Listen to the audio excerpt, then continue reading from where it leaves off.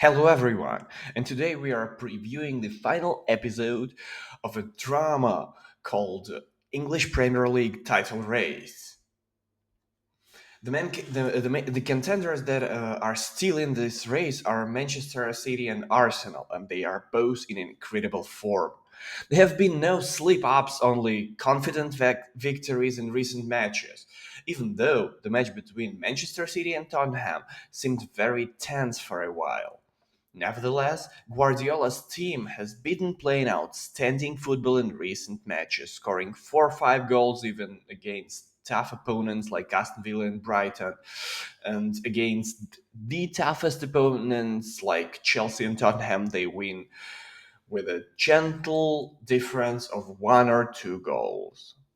Pep Guardiola appears to be congratulating himself for avoiding unnecessary experimentation.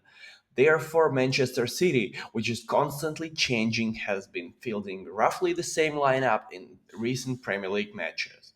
Rodri and Kovacic in midfield, followed by Foden, De Bruyne, and Bernardo Silva closer to attack with Erling Haaland up front. Essentially, the same lineup will likely take the field in the 38th round to defeat West Ham. It's worth nothing that City is progressing through the season, much like last year. Then Guardiola's boys also started the year a bit strangely, letting Arsenal take the lead, but then stabilized their results and never let go to the championship.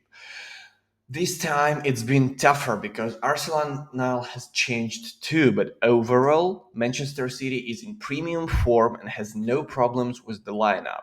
De Bruyne is recovering from a minor injury and probably will be available, and the only reason to lose is could be Ederson Miss, who will be replaced by Stefan Ortega. The same can be said for Arsenal, which has faced many tougher opponents towards the end of the season. Chelsea was demolished 5 to 0, and visits to Tottenham and Manchester United ended in minimal victories, but still very convenient. It is as if Mikel Arteta has finally calibrated his lineup to regularly contend for the championship, and the only thing holding them back is the existence of Guardiola Manchester City. However, Arsenal does face problems. The one problem that could cost them this league title. A frustrating home defeat to Aston Villa in mid April with a score of 0-2 will be reminded for a long time, and if Manchester City becomes the champions, but until that moment, Arsenal hadn't lost to the in the Premier League since December 31. It means throughout the whole year, when the team unexpectedly fell to Fulham 1-2 away. It was also entirely unnecessary loss of point, but if Arsenal hadn't lost them, we wouldn't have much to discuss now. As for injuries, the situation is roughly the same, and Bukayo Saka should be in perfect shape, and besides him, only Julian Timber was injured, and that's not the most significant person in Arsenal system. So overall, Arteta's team is in the same furious form as Guardiola's team. And this contrasts sharply with the last season. Arsenal still resembled a team that was lucky for a long time, while City truly pulled for the championship. There is no such feeling now. Both contenders are more than worthy throughout the whole season. No lie, Manchester City has a much better chance of winning the Premier League. You don't need to be a genius or a supercomputer to calculate that a 2 point advantage before the final round make Manchester City clear favorite in the race. Moreover, this is the 10th instance in the history of the Premier League when the champion is determined in the final round. And in all 9 previous cases, the team leading the table emerged victorious.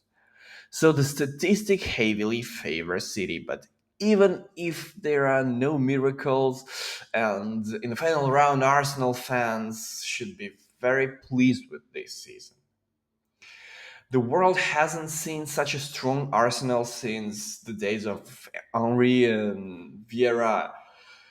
And which of these teams plays more beautiful, stylish football is still a big question. Which side is better also?